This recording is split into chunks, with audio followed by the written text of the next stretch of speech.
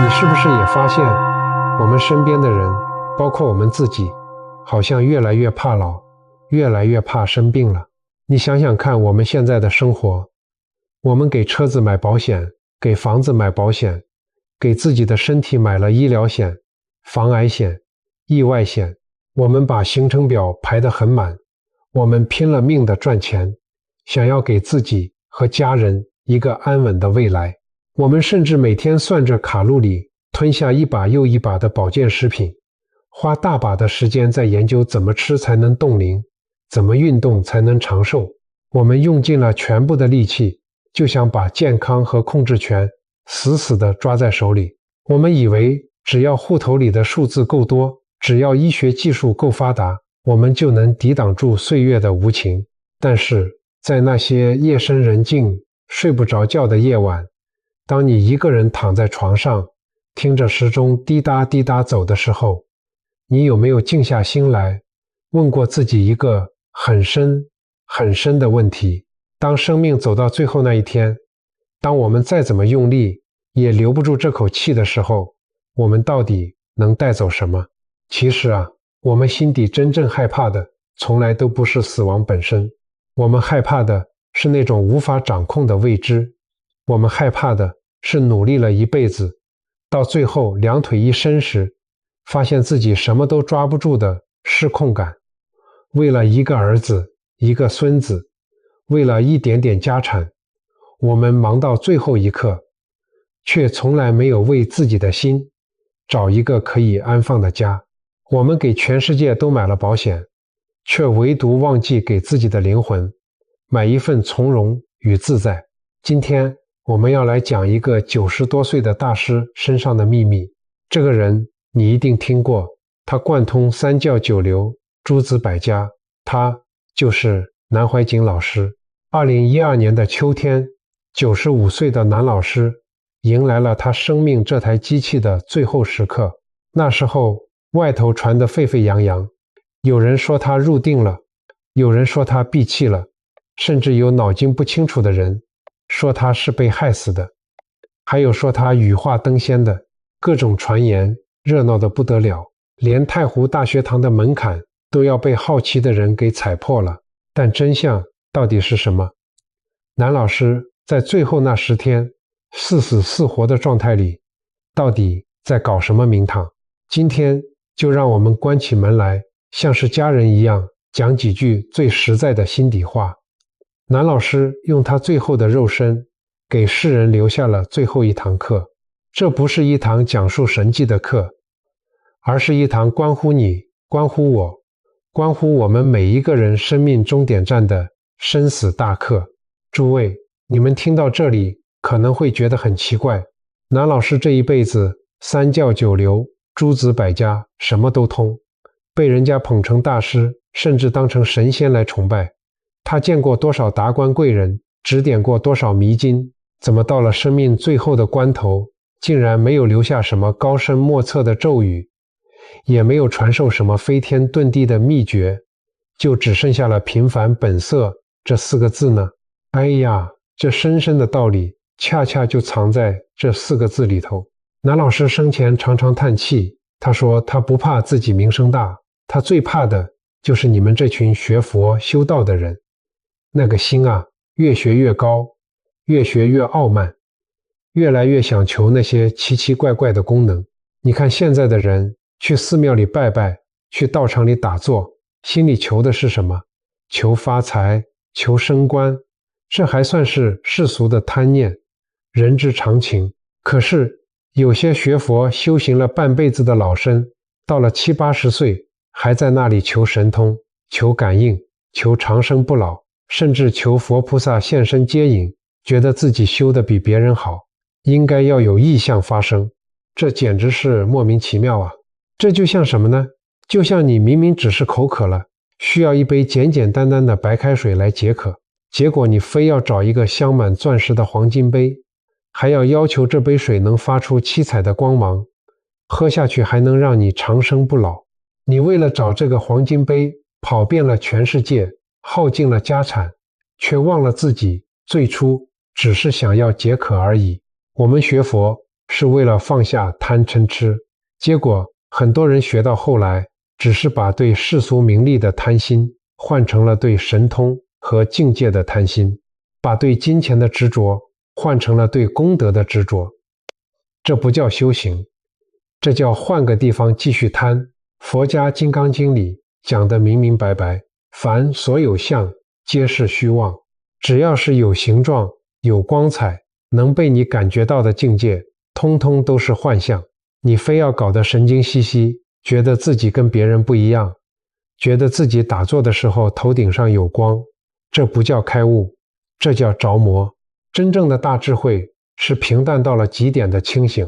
所以在南老师临终前，也就是他那个95岁的臭皮囊，这台老机器快要支撑不住的时候，他提起了笔，稳稳地写下了这4个字：平凡本色。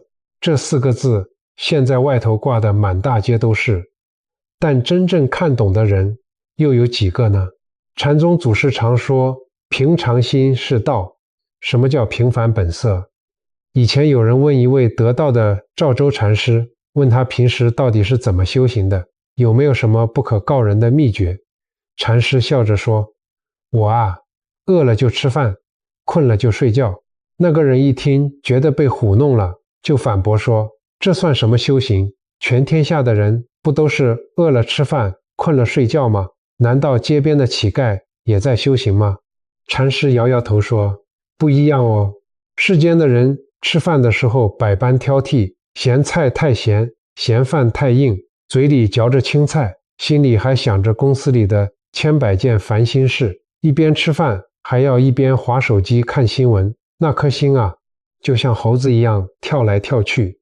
睡觉的时候呢，千般计较，翻来覆去睡不着，想着今天谁得罪了我，明天房贷要怎么缴。而我吃饭就是单纯吃饭，全心全意感受每一粒米的滋味。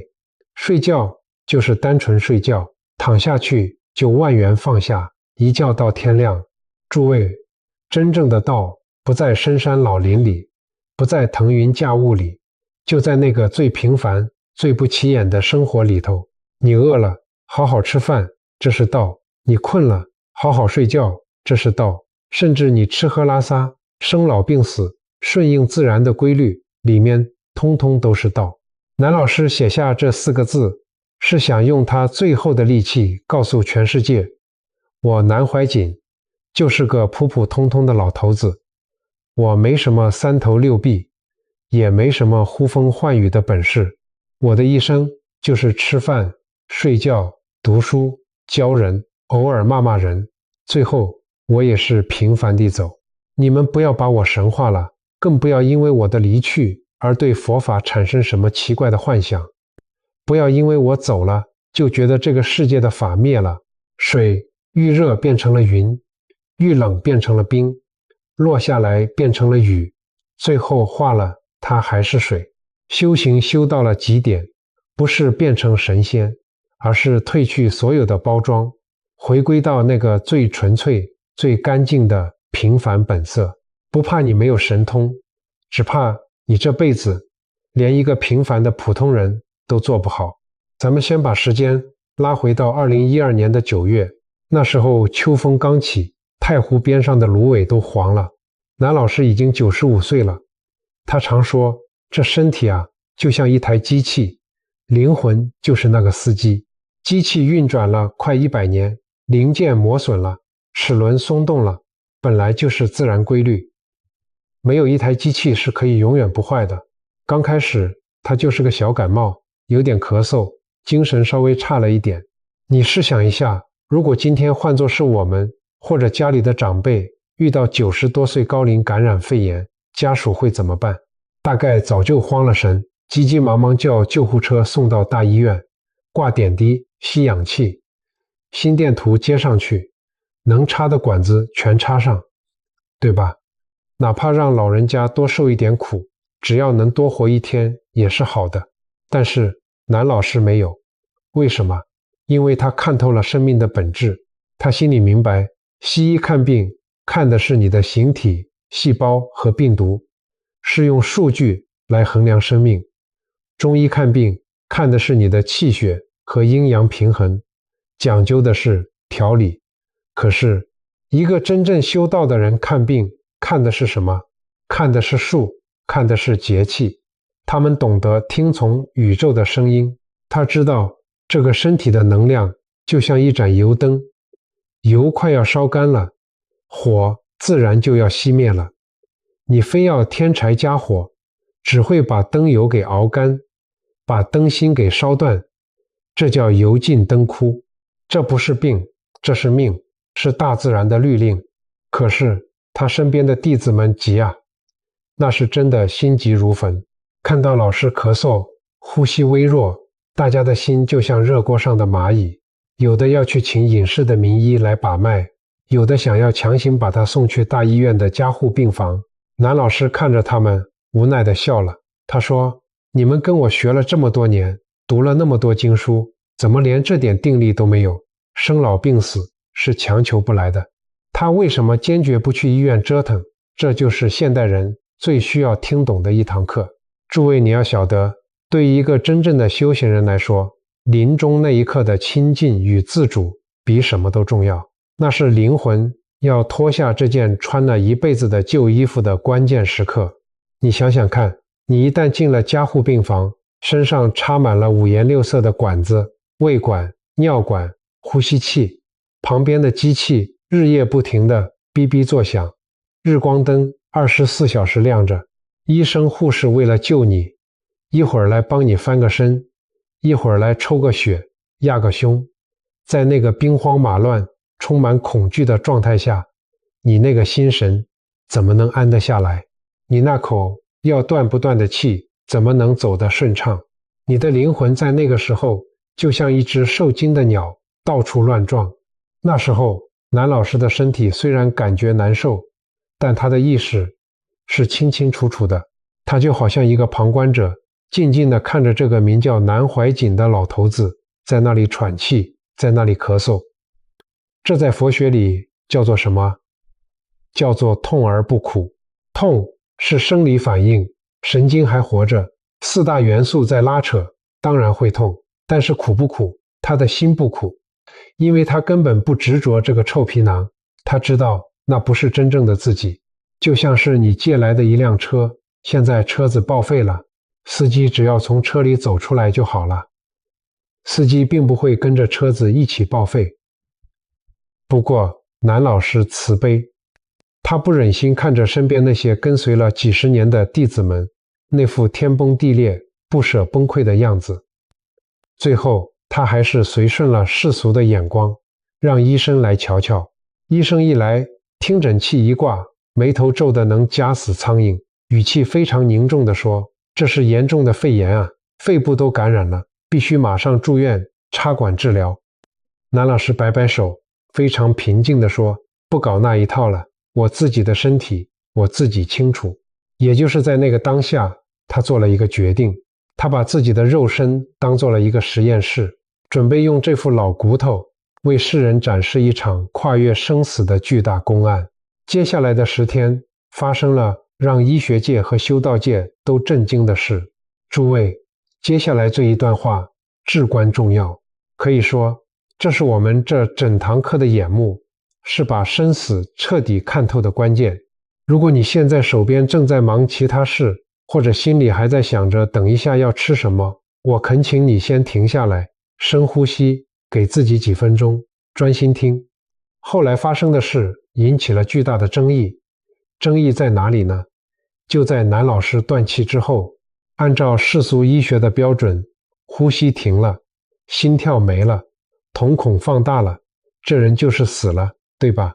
可是不可思议的事情发生了，在南老师停止呼吸的那10天里，他的身体没有僵硬，没有出现尸斑，面色甚至还是红润的，就像睡着了一样。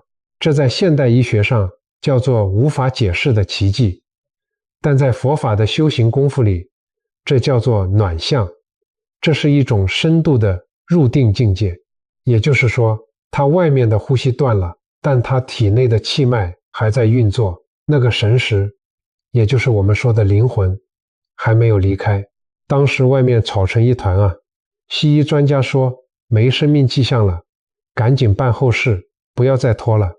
弟子们死死拦住房门，说老师这是在入定，千万不能动他的身体。外面的人骂这群学生疯了，搞迷信，人都走了还不让入土为安。里面的人流着眼泪说，你们不懂，老师这是在为众生担业，这是在展现定力。你看看古时候真正有功夫的人是怎么面对生死的。这份从容真的会让我们现代人感到惭愧。唐代有一位庞蕴居士，他们一家人包括太太、儿子、女儿，修行的境界都非常高。有一天，庞居士觉得自己离开这个世间的时辰到了，就叫女儿林照去外面看看太阳到正中了没。他准备要在正午的时刻作画。林照跑出去看，回来说，父亲，太阳是正中了，但是发生了日食，天狗把太阳吃掉了一块，天色暗下来了，您快来看。庞居士一听觉得稀奇，就从座位上站起来，走到门外去看天象。结果你猜怎么着？女儿林照趁着父亲离开，自己坐上了父亲的专属座位，双腿一盘，双眼一闭，竟然就这么先走一步，自己先断气入灭了。庞居士进屋一看，拍着大腿大笑着说，哎呀，我这个女儿啊，心思真是比我还灵巧，动作真是比我还快。于是庞居士为了帮女儿办后事，就把自己的死期硬生生地往后延了7天。诸位，你看这种面对死亡的态度，哪里有一丝一毫的恐惧和悲伤？他们把生死看作是出门散步一样平常，像换件衣服一样轻松，这就叫生死自在。那你再回头看看南老师到底怎么回事？他为什么要留这10天？其实啊，这是南老师对这世间最后的慈悲示现。他是想用这副老骨头，最后再给我们做一个实验。他要清清楚楚地告诉我们，生命不是像电灯开关一样，啪一下就灭了。死亡是一个缓缓收拾的过程，是一场4大元素的解体工程。在这个过程里，我们到底会经历什么？这就牵涉到每个人生命终点都要面对的科学过程，4大分离。我们每个人总有一天都要走上这条路，早点知道，你就少一分恐惧。你们现在坐在荧幕前，觉得身体好好的，精神饱满，是因为地、水、火、风这4大元素达到了平衡。地大是你坚固的骨肉毛发，水大是你的血液、唾液等体液，火大是你的体温和热能，风大是你呼吸的气和身体里的能量流动。人死的时候，这4个老伙计就要拆火了。这个过程是非常痛苦的，所以佛家才说老死是苦。首先是地大融入水大，那时候你会感觉身体沉重的像整座大山压下来，你连想抬起一个小指头或者睁开眼睛都难如登天。你的意识还清楚，但你的肉体已经完全不听使唤了。接着是水大融入火大，你会感觉身体的水分瞬间干涸了，口干舌燥，像是在烈日当头的沙漠里一样渴。可是就算别人给你水，你也咽不下去了。然后是火大融入风大，身体的温度开始消散，你会感觉到一股刺骨的冰冷，从脚底板一直往心口里钻。这时候你的视觉和听觉开始模糊，旁边的人说话，你听起来就像是隔着一层厚厚的水一样遥远。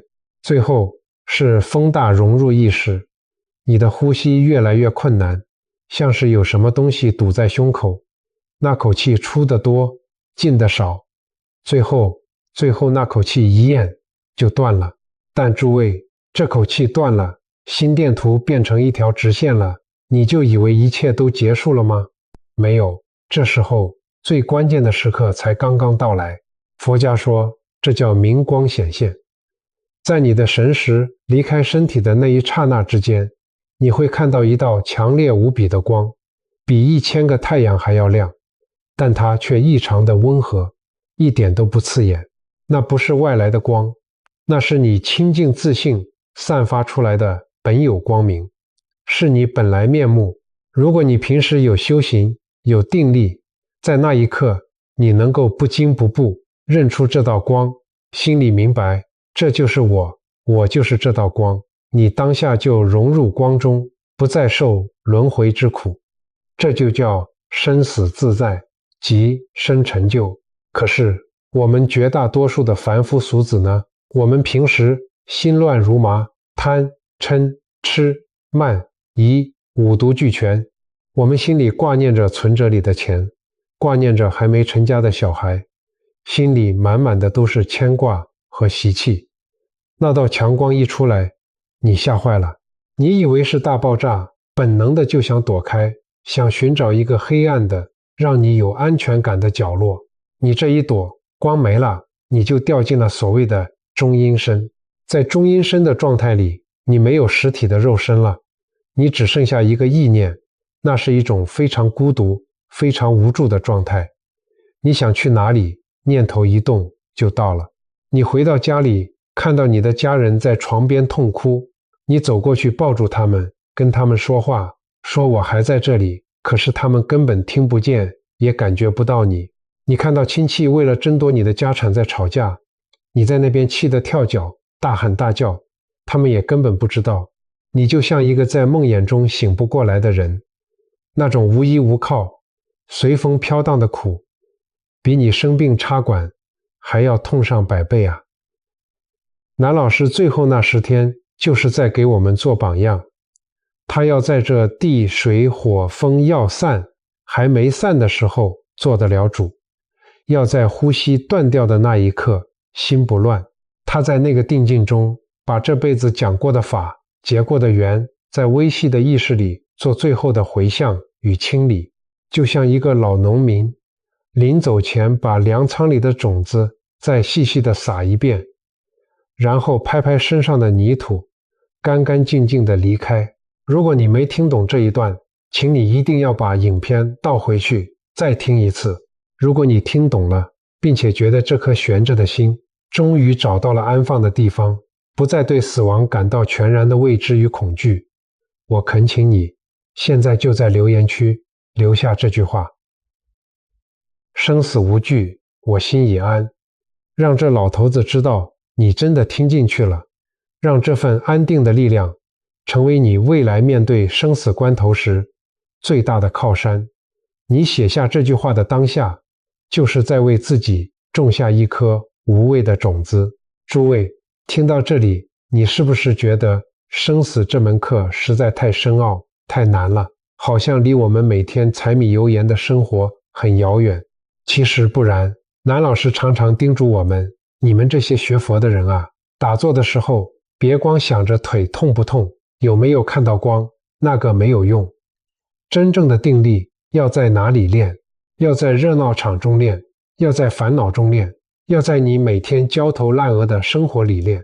你说你每天40、50岁了，还在外面拼命交际应酬、喝酒熬夜，透支身体，把那个风大火大都给耗干了。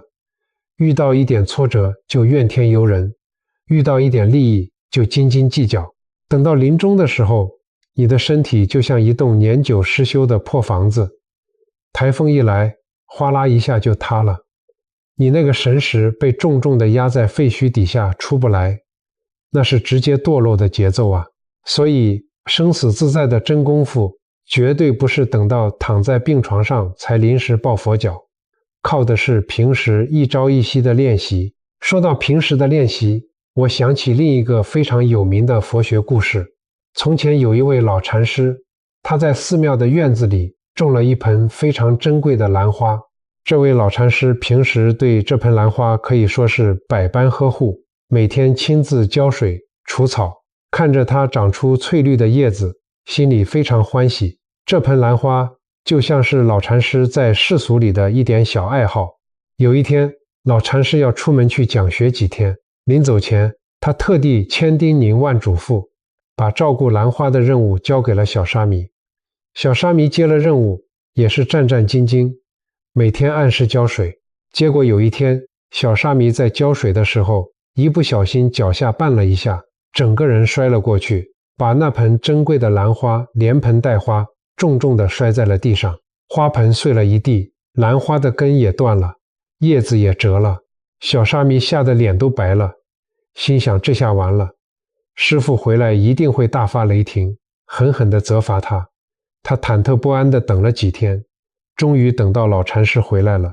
小沙弥扑通一声跪在地上，哭着向师父认错，准备迎接一顿痛骂。没想到老禅师看着地上的碎花盆和枯萎的兰花，不但没有生气，反而轻轻地把小沙弥扶了起来，脸上依然带着那种温和的微笑。老禅师淡淡地说：孩子啊，你起来吧，我当年种这盆兰花是为了供养佛祖，也是为了美化我们的道场，让大家看了心生欢喜。我种兰花是为了寻找快乐，可不是为了生气才种的啊。既然花已经碎了，生气又有什么用呢？诸位，这个故事听起来平淡，但这不就是我们的真实写照吗？我们现代人每天心里就种着无数盆放不下的兰花，这些兰花可能是你在社会上的面子，可能是你辛辛苦苦存下来的存款，是你那辆刚买的宝贝新车，或者是你孩子期末考的成绩单。我们原本是为了让生活更美好，让自己更幸福，才去努力追求这些东西的。结果呢，当生活里出现一点意外，当这些兰花不小心被打破的时候，我们却大发雷霆，痛不欲生，甚至跟最亲爱的人翻脸。你完全忘了自己最初去追求这些，只是想要一份平静与快乐而已。我们心里执着这些碎掉的兰花，为它们掉眼泪、发脾气，执着了不止几天，是执着了几十年啊！所以生死自在的真功夫，靠的就是平时这种放下的练习。佛法在世间，不离世间觉。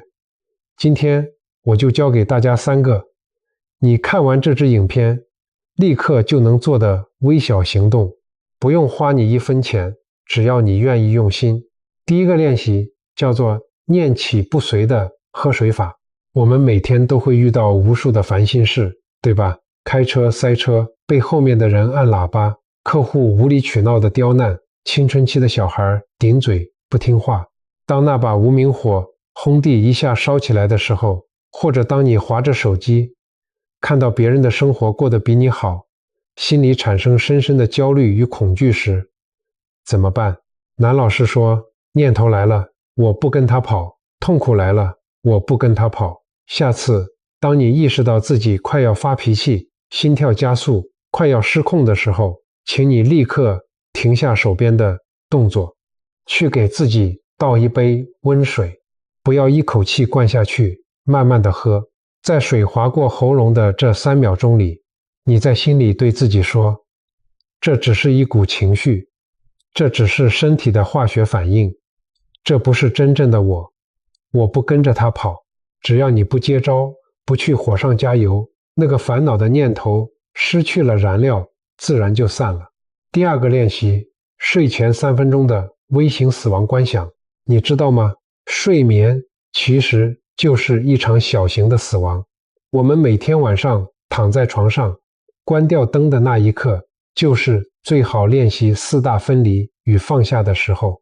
从今天晚上开始，当你躺平，闭上眼睛，请你把一整天的恩怨情仇，所有的未接来电，明天要开的会议，全部挡在卧室门外。你在心里默默地想，好，我现在要准备走了，这个世界暂时与我无关了。感觉你的脚趾头放松了，感觉你的肩膀沉下去了，感觉你的呼吸变慢了。告诉自己，今天的一切到此为止，天大的事情明天再说。把你对这个世界的抓取，对金钱的焦虑，对亲人的牵挂，在入睡前彻底放下。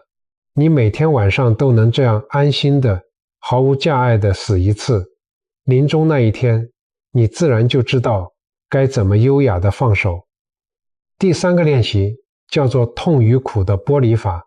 我们平常有个头痛感冒、小破病或者牙齿痛，马上就哎呀哎呀的叫，心里怨天尤人，觉得自己好可怜，为什么偏偏是我生病？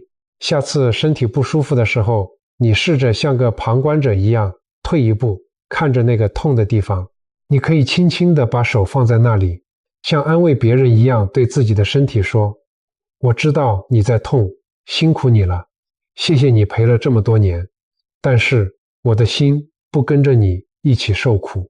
把生理上肌肉神经的痛跟心理上抱怨哀求的苦分开来，这就是南老师亲自示范的痛而不苦的真功夫。诸位啊，你平时这些日常生活里的小地方练得好，定力够了，等到临终时四大分离，那些恐怖的景象来了，你才能老神在在，告诉自己这些全都是幻觉。只要你能守住那一念的清净，不跟着境界跑，你就能跳出生死轮回的转盘。这才是平凡本色背后最了不起的真功夫。讲到这里，我们今天这堂课也来到了尾声，让我们一起来做个总结。有人问，南怀瑾老师最后走了吗？是啊，那具95岁的肉身化成了灰，确实是走了。大自然的规律谁也无法违背，但是南老师还在吗？只要他的书还在，只要他的声音还留在世间，只要还有像你们这样的人愿意静下心来听这堂课，愿意在每天吵吵闹闹的生活里实践着平凡本色，那他就一直都在我们身边。他用最后的生命给这世间留下了一个巨大的公案。你如果用心参透了，你就会明白，人生啊，说到底就是一场戏。你在这场戏里要演得很投入，你要做一个慈爱的父母，做一个孝顺的儿女，做一个负责任的员工，这叫尽本分。但是千万别忘了，你只是个来体验的演员，你不是那个角色本身，你不是那个高高在上的大老板，你也不是那个操碎了心的妈妈。当大幕落下的那一刻，当导演喊卡的时候，你要能从容地卸下妆容，脱下那件沉重的戏服，微笑着走下舞台，转过头对着空荡荡的观众席对自己说一声：哎呀，这辈子演得还真不错，剧本虽然有点曲折，但也挺精彩的，现在该回家睡觉了。这才是真正的洒脱，这才是真正的自在。这支影片说到底就是想轻轻地告诉大家，真正的修行不在遥远的喜马拉雅山深山里，不在无人打扰的禅堂里，就在你面对生死关头，面对疾病痛苦时的那份定力中。真正的大智慧不在什么奇幻的神通或者特异功能里，就在你面对无常时那份安安稳稳吃饭睡觉的平凡里。各位朋友，不要怕老，老是生命的成熟，是果实褪去青涩后的甘甜。也不要怕死，死只是一趟旅程的结束，是换个方式回家。只要你心中的那盏智慧的灯不灭，只要你懂得了放下，那么无论生命带你走到哪里，无论是顺境还是逆境，所到之处都是满满的光明。在我们今天这堂课结束之前，我想要邀请荧幕前的你一起来完成一场共修。请你在底下的留言区留下这句充满力量的话：我愿从今日起以此平凡心行此觉悟路。除了这句话，我也鼓励大家在留言区为自己、为家人，或是为这世上所有还在病痛中受苦，还在对死亡感到恐惧的生命留下一句善言或者一段祈福，哪怕只是一句简单的平安健康。让我们把这个留言区变成一个充满温暖、包容与慈悲的正向磁场，让每一个点进来的人都能感受到这份安定的力量。话不在多，入心则灵。如果你觉得这支影片解开了你长久以来的心结，请记得按赞、订阅我们的频道，并把它分享给你身边你在乎的人。你今天随手分享给一个人，可能就帮他破除了对年老与死亡的深深恐惧，救了一个人的慧命。这就是传播善知识，这就是我们能做的最无量的功德。诸位，世事无常，请好好照顾自己的心，我们下期再会。